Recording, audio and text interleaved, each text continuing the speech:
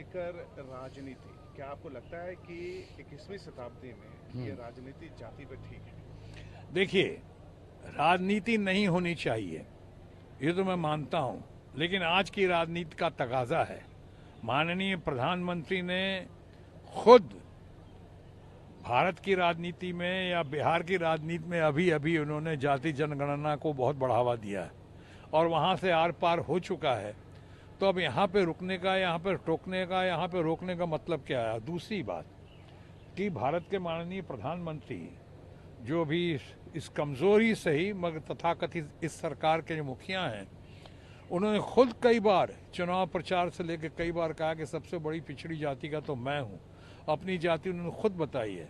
भारत के महामहिम सर्व ये सम्मानीय हमारी प्रेसिडेंट साहिबा मुर्मू जी का आदिवासी होने का जिक्र उन्होंने ही किया हर बार। ऐसे कई बार लोगों की जाति का वो जिक्र करते हैं।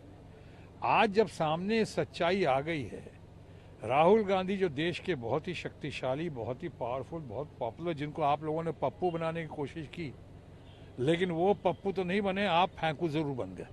आप पे फेंकू का टाइटल लग गया। कितनी बातें की, कितने वायदे किए, 2 करोड़ रोजगार देने की बातें की, 15 लाख महीना देने की बातें की, सर हर इंसान को देने की बातें की। सारे वादे फेंके गए, फेंकू की तो हो गए। और राहुल गांधी जो पप्पू, उनके टी शर्ट का मजाक उड़ाया, उनके भारत जोड़ो यात्रा का मजाक उड़ाया, उनके न्याय यात्रा का मजाक उड़ाया, आज सबके सामने सबसे बड़े हीरो बनकर सामने है। और उन्होंने भरी संसद में कहा कि जाति जनगणना इसी संसद से हम पास कराएंगे। ये उन्होंने वायदा किया। यकीन मानिए ऐसा होगा, अवश्य होगा, यकीनन होगा। इसलिए कि उनके साथ साथ भारत के सर्वशक्तिशाली, बहुत ही पॉपुलर, पावरफुल और सबसे ज़्यादा लोकप्रिय नेता या नेत्री ममता बनर्जी साथ हैं। उनके साथ साथ हैं इतना युवा, डैशिंग, डायनामिक या यूं कहूँ डायनामाइट लीडर अखिलेश यादव और उसकी टीम साथ है।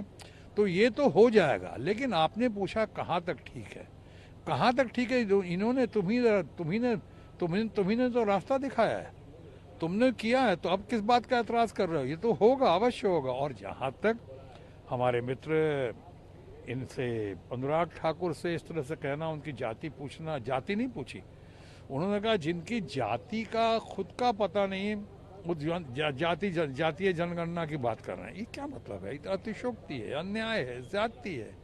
आप आग में घी डालने का काम कर रहे हो। अनुराग जी, आप विपक्ष के तमाम लोगों को कहना चाहूँगा, तथाकथित विपक्ष मैंने कहा यानी रूलिंग पार्टी के, क्या आपकी सरकार वो सरकार नहीं है।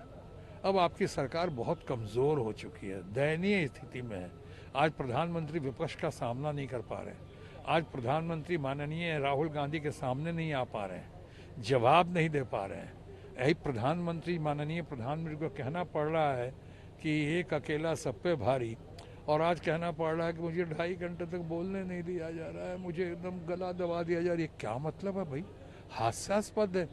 लोग हंस रहे हैं कि माननीय प्रधानमंत्री ऐसी बातें कर रहे हैं। तो एक तो सामने आप आ नहीं पा रहे हैं। ये सरकार वो सरकार नहीं है जो सरकार थी। और साथ साथ ये भी याद रखना होगा कि अब ये विपक्ष वो विपक्ष नहीं है, बहुत दमदार है, बहुत ताकतवर है, बहुत तगड़ा है, बहुत ज़बरदस्त है। और ये वो विपक्ष है कि अच्छे अच्छों को होश उड़ा दे रहा है।